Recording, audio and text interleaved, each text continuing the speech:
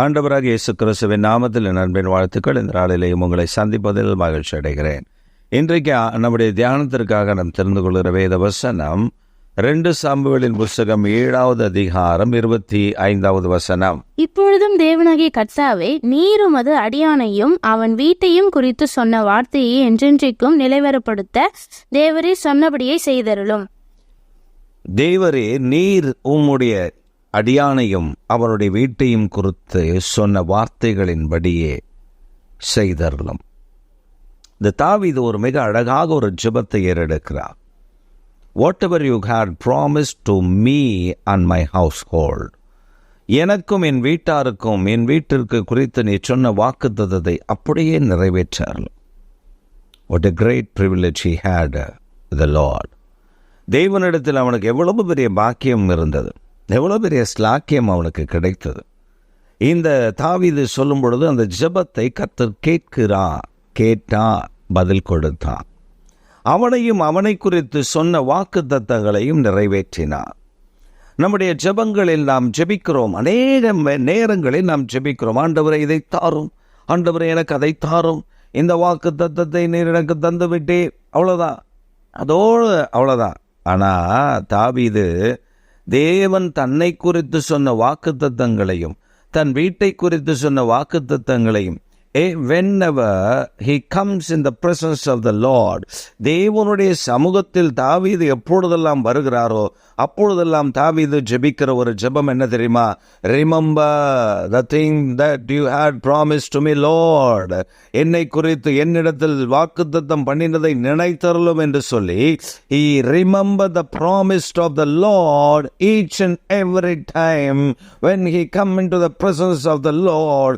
He asked the Lord to fulfill the promise that he had promised to him. அவர் அவனுக்கு வாக்குத்தத்தம் பண்ணினதை நிறைவேற்றும்படி அவன் கேட்டுக்கொண்டே இருந்தான். நீங்களும் நானும் அப்படி இல்லை. நாம் சில நேரங்களில் இந்த வருஷத்தினுடைய வாக்குத்தத்தம் என்னவென்பதை மறந்து விடுகிறோம். வாக்குத்தத்தத்தை குறித்து கவலையற்று இருக்கிறோம். நமக்கு வாக்குத்தத்தம், வேதம் முழுவதும் வாக்குத்தத்தம் என்று விதண்டாவாதம் பேசிக் கொண்டிருக்கிறோம். ஆனால் நாம் பெற்றுக்கொள்ள வேண்டும், நாம் எடுத்துக்கொள்ள வேண்டும். ஒரு கடையில் நிறைய பழங்கள் அடுக்கியிருக்கும், ஒரு கடையில் நிறைய பொருட்கள் அடுக்கியிருக்கும். ஆனால் எல்லாவற்றையும் நாம் எடுத்துக்கொள்ள மாட்டோம். நமக்கு தேவையானதை எடுத்துக்கொள்ளுவோம். அதுதான் வாக்குத்தத்தம்.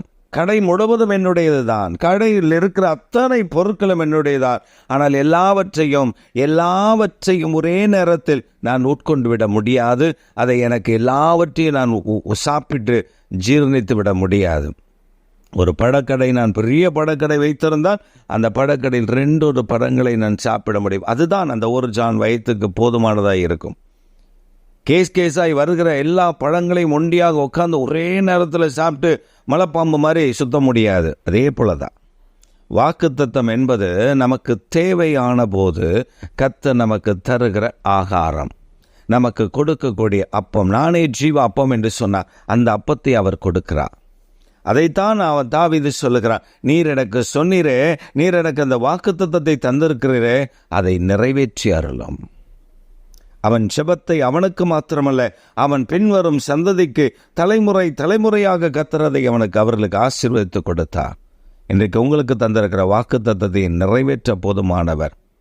இன்றைக்கு நீங்கள் வாக்குத்தத்தத்தை மறந்து இருப்பீர்கள் என்றால், ஆண்டவர் உங்களுக்கு சொன்னதை நீங்கள் நினைவுபடுத்தாமல் இருப்பீர்கள் என்றால், இப்பொழுது உங்களுக்கு தருணம். இந்த வருஷத்தின் கடைசியில் வந்திருக்கிறோம்.